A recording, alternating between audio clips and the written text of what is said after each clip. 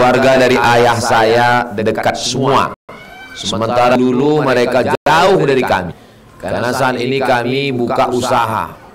Salahkah saya benci pada mereka? Tak boleh. Dulu waktu makku hidup tak ada kalian datang. Saat aku mati, usaha kami maju, kalian dekat. Tak boleh. Masalah dia jahat itu urusan dia sama Allah. Jangan gara-gara orang jahat kita jadi. Lalu apa beda kita sama dia?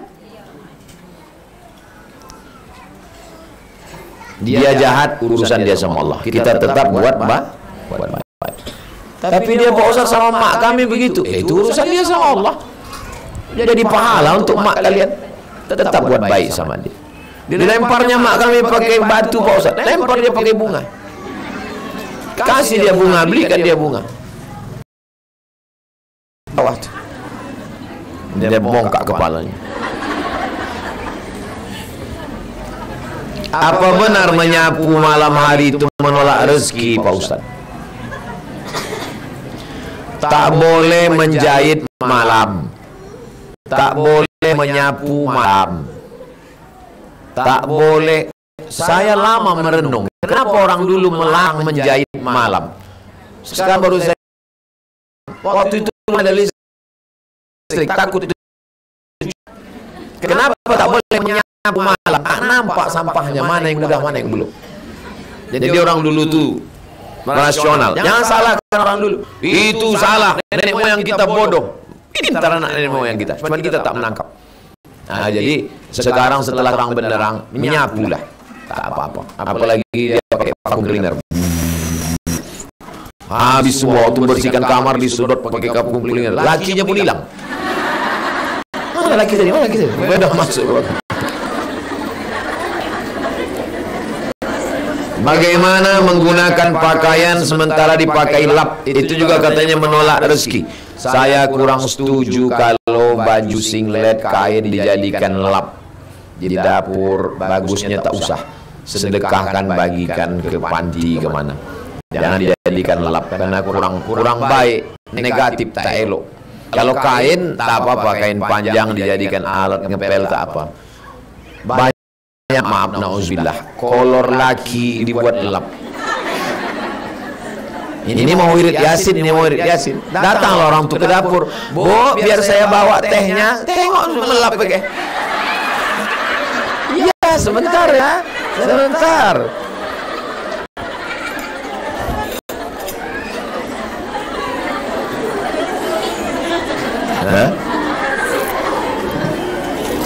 Terbayang kita itu cuma aja. Langsung dia pergi. Aku balik dulu ya. Gitu. Saya balik gitu. Tahu Gus Dur, tahu Gus Dur. Gus Dur itu lebih dulu ke Mesir. Dia biar di Kairo. Setahun dia di Mesir. Datanglah anak Kiai Gontor, namanya Kiai Haji Abdullah Syukri Zarkashi. Bertamu ke rumah Gus Dur. Gus Dur ini orangnya kan bercanda. Dibelinya, maaf cakap, dibelinya sempak baru. Baru dari toko. Habis itu dibawanya ke ruang tamu ngelap gelas. Minumlah katanya. Itu cara dia. Tapi dia bercanda, bergurau. Sedangkan yang baru pun orang berpikir mau minum. Apalagi lah yang bekas. Ustadz, pertanyaan dari anak saya kelas 1 SD. Nyamuk itu nanti masuk surga apa masuk neraka Pak Ustadz? Tolong tanyakan ke Ustadz Somad.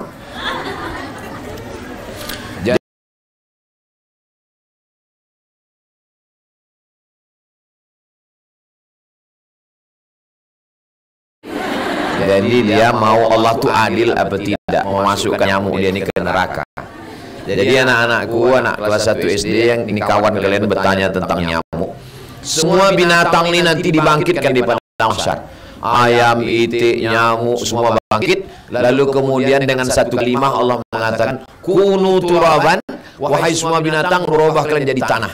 Maka nyamuk, kucing, ayam, harimau semuanya berubah menjadi tanah. Waktu itu orang kafir berkata, wa yaqulul kafiru ya laitani kuntu, andai aku jadi tanah. Maksudnya andai aku dulu binatang waktu di dulunya binatang, maka di akhirat jadi tanah. Maka nyamuk yang menggigit kau itu nanti jadi tanah. Jelas?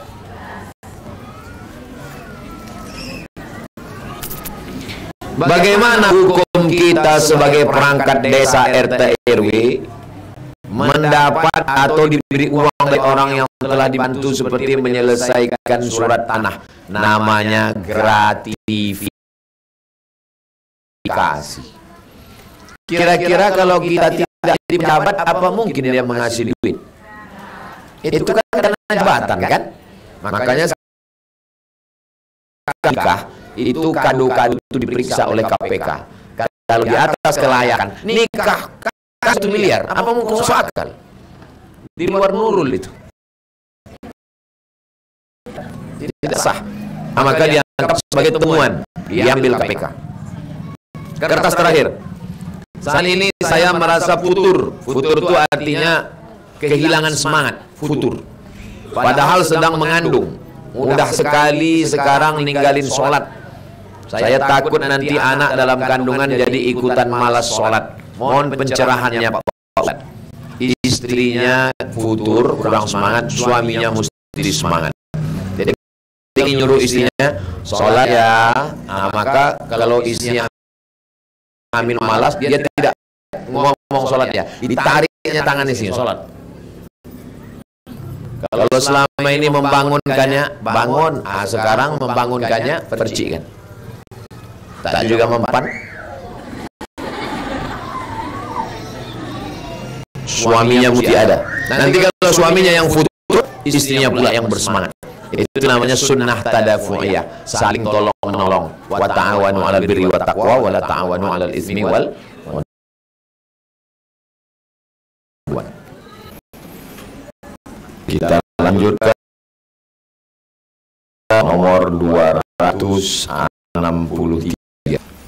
Qala al-musannifu rahimahullah, Imam Al-Hafiz Al-Munziri berkata, bisanadihi, dengan sanadnya. Sanad artinya silsilah periwayatan. Ustaz Somad dapat dari mana? Dari guru saya. Guru Ustaz dapat dari mana? Dari gurunya. Itu namanya sanad. Wa an Abi Hurairah, dari sahabat Nabi namanya Abu Hurairah radhiyallahu anhu, Allah meridhoinya. Qala, dia berkata, qala Rasulullah sallallahu alaihi wasallam, Rasulullah sallallahu alaihi wasallam berkata, sabaqa dirhamun mi'ata alfi dirhamin. Dirhamun, 1 dirham. Sabaqa, lebih mendahului. Mi'ata alfi, mi'ata 100, alfi 1000, mi'ata alfi 100.000. 1 dirham dengan 100.000, mana yang banyak? Memang kalau kepanasan ini payah ngitung memang. 1 dirham dengan 100.000 dirham, mana yang banyak? 100.000. Tapi kata Nabi, sabaqa dirhamun, 1 dirham, sabaqa, bisa mendahului, mengalahkan mi'ata alfi dirhamin, mengalahkan 100.000 dirham. Bisa. Dirham itu apa? Dirham itu duit logam terbuat dari perak, namanya dirham. Kalau terbuat dari emas namanya dinar. Ketua Yayasan Tabung Wakaf Umat namanya Ustadz Al-Nof Dinar, berarti dia punya duit emas. Tak ada duit kertas zaman dulu. Duit kertas yang pertama kali membuat Amerika, karena takut emas dipakai rusak. Alat tukar itu berubah jadi kertas sejak Amerika punya.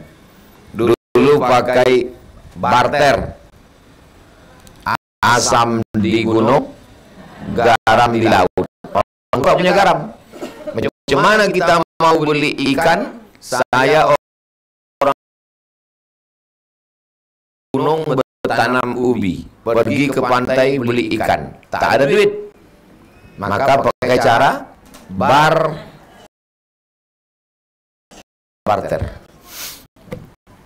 Lalu kemudian berkembang teknologi pakai duit emas namanya dinar.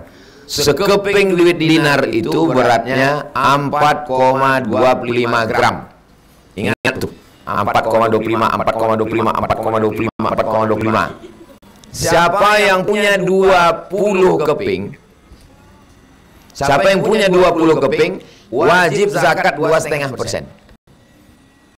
4,25 kali 20 keping berapa? 85 gram. Itulah asal nisab zakat.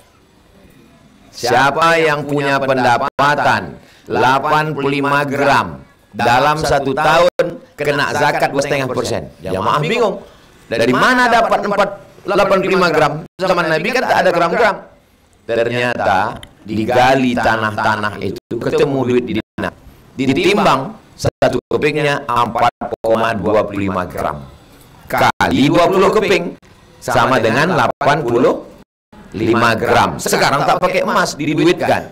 85 gram emas itu sekarang kalau dirupiahkan 1 gram 1 juta, 85 gram berarti 85 juta. Ibu yang berpenghasilan setahun 70 juta kena apa tidak?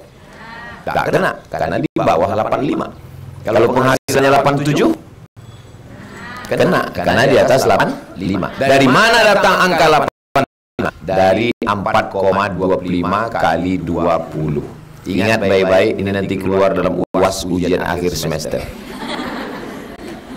Itu dinar. Kalau dirham, 1 keping duit dirham itu 2,957. Kalau payah ingatnya 3 gram. 1 dirham 3 gram. Berapakah 1 keping dirham itu sekarang? 1 gram perak. Saya tanya sama tukang cincin, berapa 1 gram perak? 70.000. 1 keping itu 3 gram. Berarti 1 keping berapa kalau dirupiahkan? 210.000. Beda sama dinar.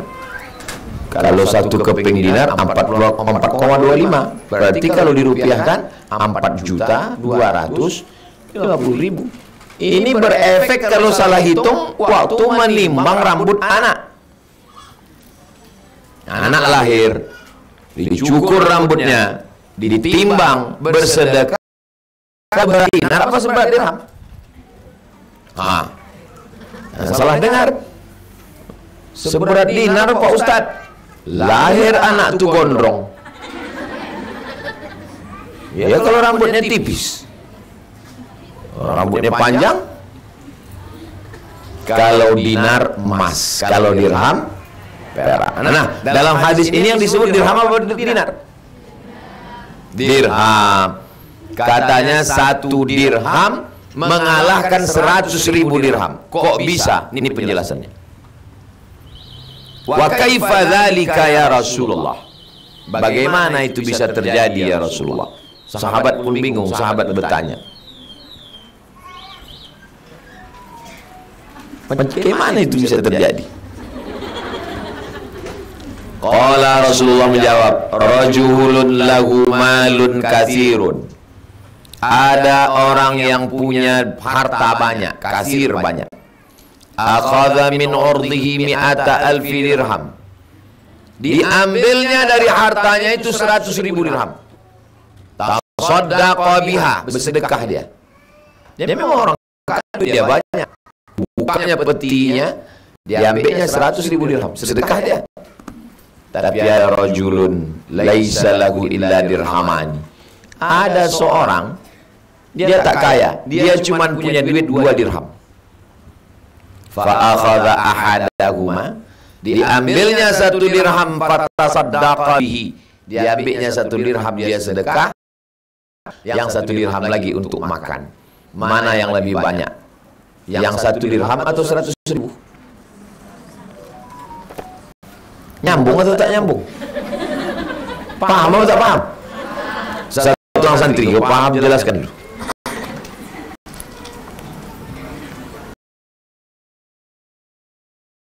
Dirham itu lebih banyak daripada 100.000 dirham. Kenapa 1 dirham itu mendahului mengalahkan 100.000 dirham? Nah, ceritakan dulu biar didengar ibu-ibu ini. Jelaskan dulu detailnya gimana ceritanya. Cuma ceritanya.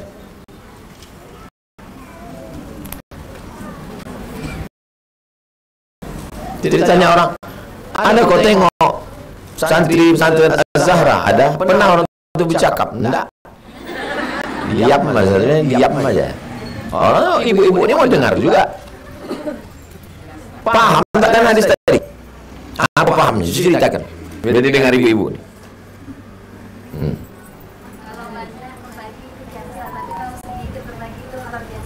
Kalau banyak berbagi biasa. Orang kaya satu peti duit dia ambilnya 100.000 biasa. Tapi ada orang cuman punya 2 keping, sekeping untuk makan dia, sekeping luar biasa. Paham ibu penjelasan dia? Ibu lebih paham pula dia daripada Ustaz lagi. Ustaz bercakap lama kali tidak paham. Cakap sedikit aja paham Pak Ustaz. Doa santri supaya tunggu dulu belum kusuman lagi. Cepat aja nih. Amin amin.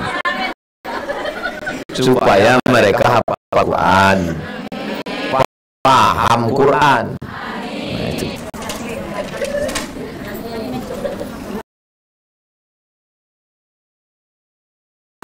Nah, rambatan batu sangka. Oh, pulang ke kampung, pulang Basamong.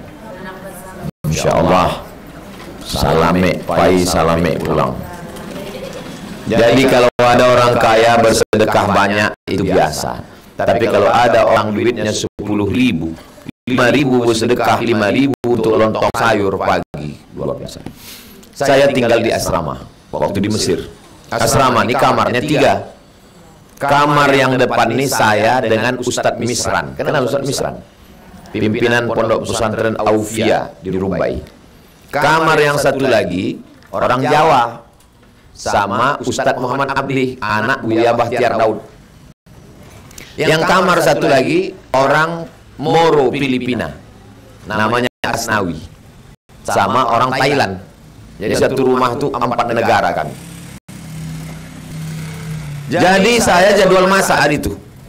Saya buka buku belanja, saya tengok tinggal 10 pon lagi. 10 pon itu sekitar 50.000 rupiah. Alhamdulillah 10 pon. Mau beli beras sore. Sore pas saya mau masak, saya buka buku itu. Tak ada duit itu lagi. Mengadu saya ke Ustadz Misran, dia ketua rumah. Bang, dia angkatan 94, saya 98. Bang, aku mau masak. Tak ada. Apa mau kita beli? Tadi siang nampak aku masih ada 10 pon. Kata dia, aku pinjamkan sama orang. Kenapa bang pinjamkan? Makan apa kita? Kita masih ada makruna. Makruna itu mie Spanyol yang besar-besar macam usus ayam. Kita di lemari masih ada makruna. Kawan kita itu tak ada sama sekali. Lama saya terdiam. Akhirnya kami masaklah makruna itu, tak makan nasi. Mereka udah lama di Mesir, makan gandum itu biasa. Saya kalau tak makan nasi tak bisa. Saya kalau makan gandum itu perut saya kenyang, tapi otak saya tak bisa bekerja. Tak biasa. Dari kecil makan nasi. Ibu kalau anak-anak ini kalau bisa jangan dibiasakan makan nasi. Supaya nanti kalau dia kuliah ke Eropa, ke Arab, dia biasa makan roti. Biasakan makan roti. Kalau mau keluar banyak duit, biasakan makan rumput.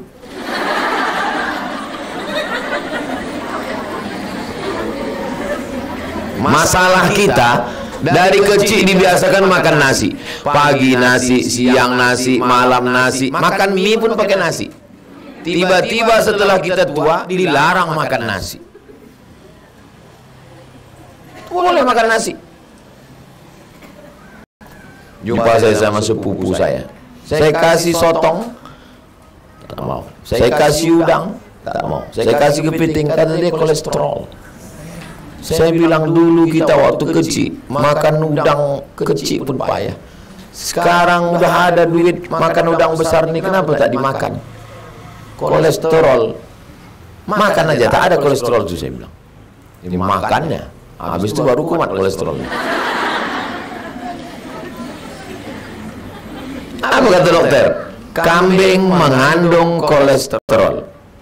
Mana ada kambing mengandung kolesterol? Yang ada itu kambing mengandung anak kambing. Sekolah sampai S1 tuh 14 semester. Diajarkanlah pula kambing mengandung pembodohan. Jadi jelas tadi bahwa yang dilihat bukan angkanya, tapi kenapa orang itu sampai bisa mengalahkan hawa nafsunya, padahal dia tak punya apa-apa. 2 dinar cuman dia punya. 1 dinar untuk makan, 1 dinar untuk sedekah. Itulah yang hebat, luar biasa. Mudah-mudahan ibu termasuk orang yang bisa mengalahkan hawa nafsu. Ibu kalau punya banyak duit, amin. Jadi bunyi aminnya macam tak yakin. Ibu kalau punya banyak duit, ibu mesti pikirkan untuk akhirat. Karena kalau tak berpikir untuk akhirat, nanti duitnya dipikirkan untuk beli tas baru, baju baru, mobil baru, branded. Apalagi sekarang orang semuanya flexing. Yang ditonton bini artis, anak artis, cucu artis, oma artis, nenek artis. Maka kepala kita ini mesti dipikirkan untuk agama. Kepala saya ini sekarang berpikir cemana masjid selesai, cemana asrama selesai, supaya pindah dari sini ke masjid, pengajian sore tak panas-panas lagi. Udah 3 tahun dah kita udah ngaji sini. Mudah-mudahan 2024 ini selesai, pindah kita ke masjid. Karena kalau tak gitu kepala saya ini berpikir macam-macam tentang dunia. Fa'idha faragta fansab. Kalau selesai dari satu masalah, fansab, cari masalah yang baru. Tapi masalah agama, jangan masalah dunia ini. Kalau dunia ini tak pernah selesai dunia ini. Kapanlah selesainya masalah dunia ini Pak Ustaz? Kiamat. Baru selesai masalah dunia. Mana pernah selesai masalah dunia ini? Saya Pak Ustaz nanti lah ikut pengajian kalau udah selesai masalah. Sekarang anak saya sekolah. Nanti insya Allah kalau dia kuliah selesai masalah. Pas kuliah dia makin besar masalah, biaya kuliah makin tinggi. Nantilah Pak Ustaz kalau dia udah nikah selesai, biaya nikah sewa hotel lagi. Nantilah kalau udah punya anak selesai nih Pak Ustaz, rupanya anak itu menikah, punya anak, bertambah pula beban kita. Dititipkannya pula anaknya itu ke kita. Betul tak yang saya cakapkan? Mengaku semua orang nih. Jangan pernah kalian pikir masalah ini selesai. Kalian yang santri ngapal Quran, pondok ini nanti kalau tamat ini, tanyalah ibu-ibu nih. Dunia ini bukan makin tua kita, bukan makin hilang masalah, makin banyak masalah. Ya kan Bu?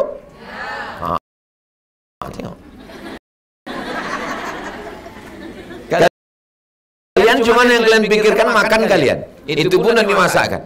Tapi kalau udah ibunya makan lagi, makan anak lagi, dibuatkan teh katanya kurang manis, ditambah gula katanya terlalu kemanisan. Mau dibuangkan takut mubazir, mau dikasihkan ke dia mukanya macam jeruk purut dipijak gajah. Dan pikir enak hidup ini. Kalau gitu mati aja lah Pak Ustaz. Jangan. Tak boleh kita pilih mati. Hidup ini indah bagi siapa yang menikmatinya. Kenikmatan itu bukan masa lalu. Masa lalu sudah lewat. Bukan pula masa akan datang. Masa akan datang kita tak tahu. Nikmatilah yang ada sekarang. Banyak orang tak bersyukur karena terlalu melihat masa lalu dan terlalu melihat masa depan. Maka syukuri aja yang ada sekarang. Alhamdulillahirabbil alamin. Mudah-mudahan kita menjadi hamba Allah yang bersyukur. Ustaz itu bilang bersyukur, dia waktu mengantuk. Pas pulang ditanya lakinya, apa kata Ustaz Somad tadi? Marilah kita menjadi hamba Allah yang bersyukur. Itulah akibat mengaji sambil mengantuk. Makanya kalau dengar pengajian, kalau dengar, kalau tidur. Jangan antara tidur sama jaga. Saya tak pernah marah sama jamaah yang tidur. Karena kalau jamaah itu tidur, itu artinya pengajian itu sudah masuk ke lubuk hati yang paling dalam.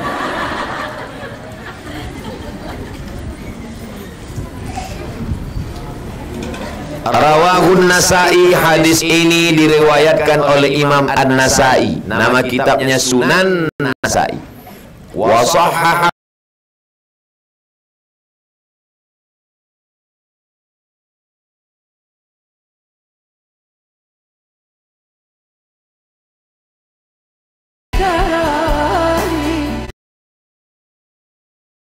Jawaban anak Ustadz Adi Hidayat ketika ditanya